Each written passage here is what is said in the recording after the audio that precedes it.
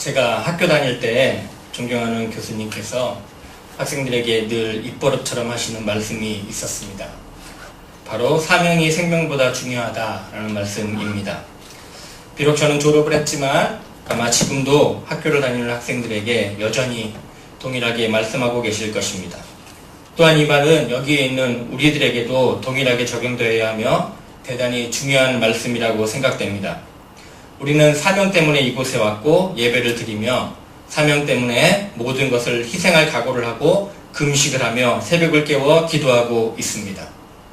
그러면 우리의 사명이 무엇입니까? 하나님의 뜻을 우리의 남은 일생을 통해 세상 속에서 이루어가는 것입니다. 영혼을 구원하고 세상의 모든 분야를 하나님의 뜻대로 변화시켜 나가는 것, 사단에게 묶여있는 모든 것들을 예수 그리스도의 이름으로 해방시켜서 모든 사람이 참 평화를 누리게 하는 것. 우리는 그 도구가 되기 위해 이곳에 와서 예배를 드리고 기도하며 훈련을 받고 있습니다. 그런데 그게 참 어렵습니다. 왜 어렵습니까? 세상에는 사단의 세력이 있기 때문입니다. 그 사단은 우리보다 강합니다. 정말 그렇게 보입니다. 그렇게 착각합니다. 그래서 어렵습니다.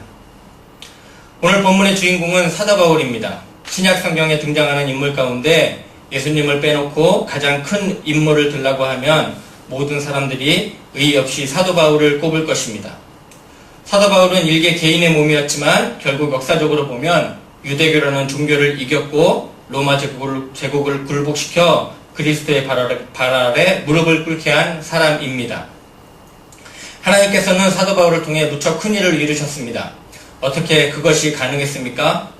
오늘 읽으신 본문 갈라디아서 2장 20절은 사도 바울이 자신의 삶의 자세를 고백한 내용입니다.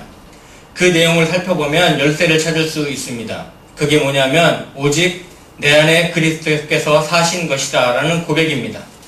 바울은 자신의 인생이 자신의 사는 것이 아니라고 말합니다. 자신 속에서 예수 그리스도께서 살고 계시다고 말합니다. 이것이 그의 성공의 비결이었습니다. 우리도 마찬가지입니다. 우리의 인생이 내가 아니라 내 안에 그리스도께서 사신다면 내 사명이 아무리 크고 어려운 것이라 해도 나를 방해하는 세력이 아무리 강하다고 해도 그것은 반드시 이루어지고 말 것입니다. 나는 무지하고 세상은 연약합니다.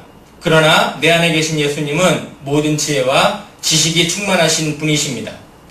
나는 무력하고 세상은 강합니다. 그러나 예수님은 만왕의 왕이요 만주의 주가 되시는 분이십니다. 내가 얼마나 약하고 무지하건 내 앞을 가로막는 세상의 세력이 얼마나 강하건 그것은 중요하지 않습니다. 왜냐하면 예수님이 그들보다 더 강하시기 때문입니다. 문제는 내 안에서 내 인생의 주인이 되어서 사시는 분이 예수님이냐 아니냐 하는 것입니다. 만약 사도 바울처럼 예수님께서 내 안에 계셔서 이제부터 나의 인생을 살아주신다면 그 누구도 예수님을 이길 수 없습니다. 그런데 그런 은혜가 자동으로 임하는 것은 아닙니다. 사도 바울의 인생처럼 예수님께서 나의 인생의 주인이 되어주셔서 사는 인생을 경험하기 위해서는 몇 가지 조건들이 필요합니다. 오늘 우리가 읽은 본문은 그 조건을 두 가지로 제시하고 있습니다. 첫 번째 조건은 20절 첫 부분에 나옵니다. 바로 내가 죽어야 한다는 것입니다. 바울은 내가 그리스도와 함께 십자가에 못 박혔나니 라고 말합니다. 십자가에 못 박혔다는 것은 바울 자신이 죽었다는 것입니다. 그리고 그 다음에 그런즉 이라고 말합니다. 이 말은 내가 죽은 것이 내 안에서 그리스도께서 사시는 것의 원인이 되고 있다는 겁니다. 하나의 삶을 살아가는 주체가 둘일 수는 없습니다. 내가 삶의 주체인 이상 예수님이 나의 삶의 주체가 되실 수는 없습니다. 그리고 만약 예수님이 나의 삶의 주체이시라면 나는 나를 주장해서는 안 됩니다. 내 인생에 있어서 내가 죽는 만큼 그리스도께서 내 인생의 주인이 되십니다. 성경에서 나라는 존재는 옛사람을 말하는 것입니다. 나라는 옛사람의 존재는 아담과 하와의 그 죄악을 그대로 가지고 있는 상태이고 또 옛사람은 계속 죄의 길로 치달아가고자 하는 성향을 가진 존재입니다. 그렇기 때문에 우리의 옛사람을 가만히 놔두거나 성장시키면 엄청 죄를 짓는 것을 즐기게 됩니다. 현대사회와 교육은 이 옛사람을 성장시키는 교육만을 시키고 있는 것 같습니다. 그래서 이런 옛사람은 엄청나게 성장하였습니다. 똑똑해졌습니다. 그러다 보니 비례적으로 죄를 짓는 똑똑함도 굉장히 늘었고 그것에 도취되어 커져버렸습니다. 점점 죄의식도 없어져 가는 것 같습니다. 가정에서 남편은 남편대로 살아있고 아내는 아내대로 살아있고 자식들은 자식들대로 살아있습니다. 그래서는 같이 살 수 없습니다. 서로가 살고 있다고 보니까 같이 못 사는 겁니다. 내가 죽겠다고 하면 같이 살 수 있을 것인데 내가 살겠다고 하니까 같이 못 사는 것입니다. 교회에서도 마찬가지입니다. 서로 살겠다고 하면 같이 신앙생활을 할 수가 없습니다. 교회에서 살아있어야 할 분은 오직 예수 그리스도밖에 없는데 예수 그리스도는 2000년 전이나 지금이나 여전히 십자가에 달려 고통받으면서 죽으라고 하고 성도들만이 막 살아서 발버둥 치는 것입니다. 죽는 자는 없고 전부 다 살아있습니다. 그러다 보니 서로 공생이 되지 않습니다. 그래서 성경은 반대로 이야기합니다. 이 옛사람을 죽이라고 말씀하고 있습니다. 이 옛사람을 죽이면 새 사람이 새롭게 태어나고 살게 된다는 것입니다. 그리고 바로 진정한 그리스도의 사람이 된다는 것입니다. 그런데 이 과정은 굉장히 천천히 진행됩니다. 하루아침에 되는 것이 아닙니다. 무엇을 통해 그런 일이 진행됩니까? 바로 우리가 가난한 고난, 아픔, 연단, 훈련을 통해서입니다. 이 고난과 아픔이 우리에게 주는 유익이 뭐냐면 그것을 통해 비로소 참된 나를 알게 된다는 것입니다. 아픔과 고통을 겪기 전에 우리는 우리 자신이 꽤 그럴싸한 사람이라고 생각합니다. 그래서 내가 나의 인생의 핸들을 잡아도 내 인생은 꽤 그럴듯하게 진행될 수 있을 것이라고 생각합니다. 하지만 우리가 아픔을 겪으면서 알게 되는 것은 다른 것이 아니라 내가 정말 형편없는 존재라는 것입니다. 고난을 통해서 겉으로 드러나게 된 나 자신의 모습을 보고 내가 정말 무능한 존재였다. 내가 정말 비겁하고 어리석은 존재였다. 비열한 존재였다. 라고 머리를 감싸주게 되는 것입니다. 우리가 그리스도께 굴복하여 자신의 삶을 드리기 위해서는 먼저 나의 참된 모습을 보아야 합니다. 그래야 주님, 나는 안 됩니다. 주님이 내 인생의 주인이 되어주셔야 합니다. 라고 고백하게 되는 것입니다. 하지만 우리는 자진해서는 결코 우리의 자신의 추하고 참된 모습을 보려 하지 않습니다. 그렇기 때문에 하나님께서는 가끔 우리에게 아픔과 고난이라는 계기들을 통해 우리의 고개를 강제로 돌리셔서 나의 약함과 추함과 연약함을 똑바로 보게 하시는 것입니다. 내가 상당히 그럴싸하다고 생각했을 때에 인생의 최종적인 핸들만은 내가 잡고 있겠다고 고집을 부렸지만 이제는 기꺼이 그것을 주님께 드립니다. 제발 주님이 내 남은 인생을 맡아달라고 부탁을 드리게 되는 것입니다. 혹시 여러분에게 아픔이 찾아왔습니까? 그 아픔으로 인해 목 놓아 울고 싶으십니까? 괜찮습니다. 실컷 우셔도 됩니다. 그러나 절대 절망은 하지 마시기 바랍니다. 절망하는 대신에 예수님께 내 삶을 맡기시기 바랍니다. 혹시 나의 악함을 알게 되었습니까? 그런데 도저히 내 스스로 고칠 염두가 나지 않습니까? 그러면 하나님 앞에 내 자신을 내놓고 기도하시기 바랍니다.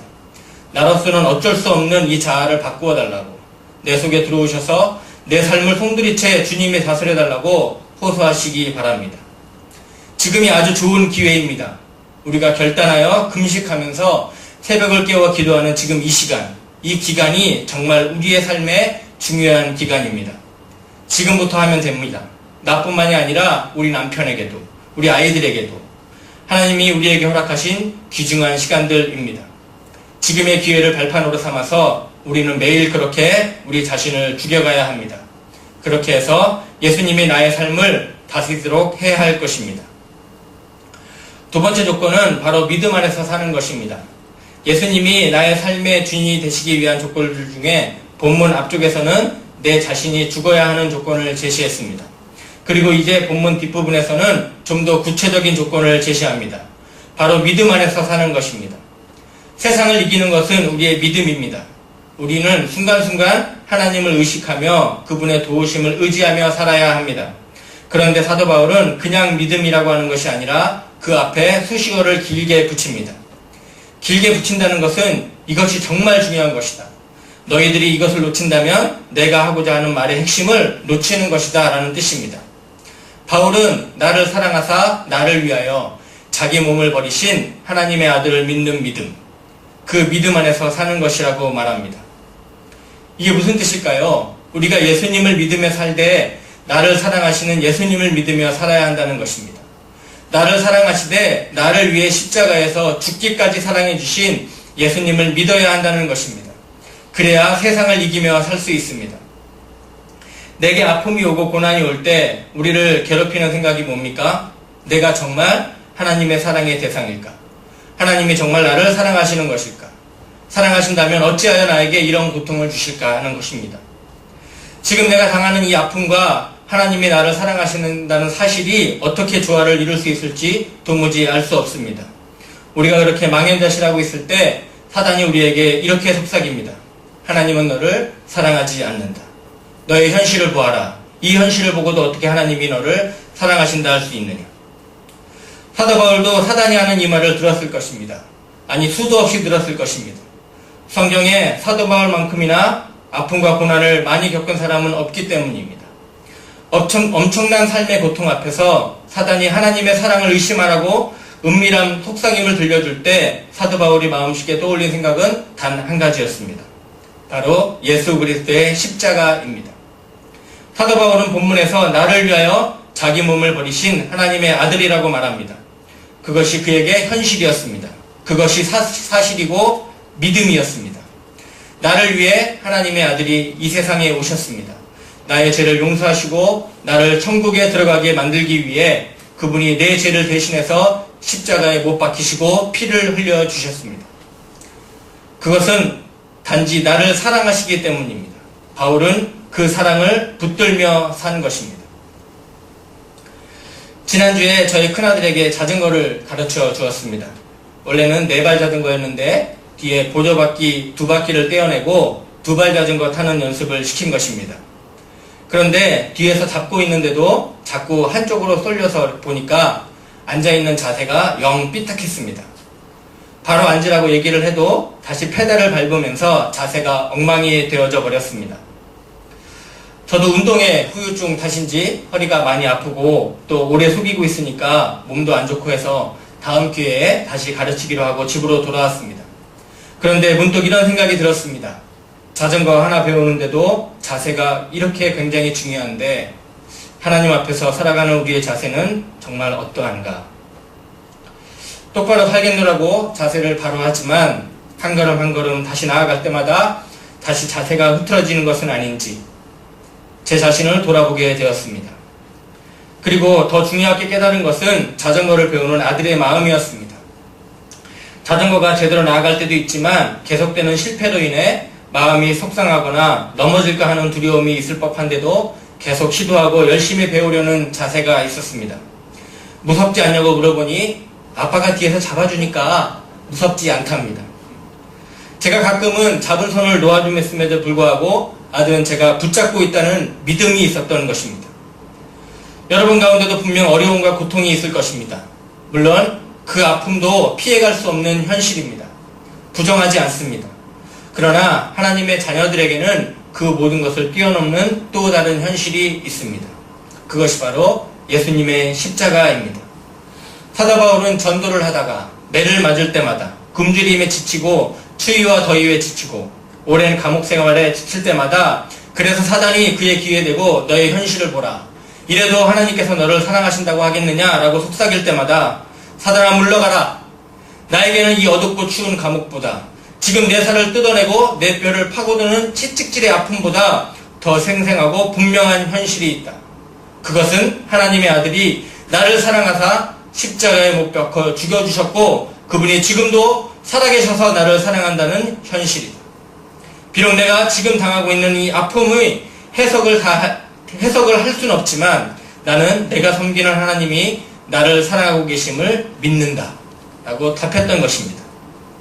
결국 그의 삶은 예수 그리스도의 제자의 삶이 될 수 있었습니다. 우리도 그래야 합니다. 우리가 신앙생활을 하면서 가지고 살아가야 하는 소원이 무엇입니까? 예수님으로 가득 채워지고 싶다는 소원입니다. 예수님으로 가득 차서 예수님처럼 생각하고 예수님의 눈으로 세상을 바라보고 예수님의 입으로 말씀을 전하고 예수님의 마음으로 기도를 드리며 사는 인생을 살고 싶다는 소원입니다. 적어도 주의 종으로 부름을 받은 우리들이라면 하나님으로 나의 모든 존재가 채워지고 싶다는 하나님에 대한 굶주림이 있어야 할 것입니다.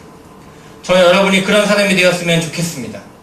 우리의 남은 인생은 내가 아니라 그리스도의 생명으로 사는 삶이 되어야 합니다. 그런 삶을 살기 위해서 때로는 하나님께서 우리에게 죽음과 같은 아픔을 허락하십니다.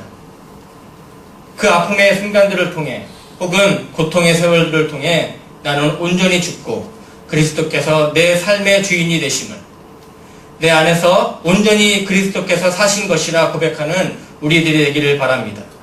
그래서 우리들 모두가 하나님께서 쓰시기에 꺼릴 것 없는 순전하고 유익한 종들로 거듭나게 되기를 간절히 바랍니다.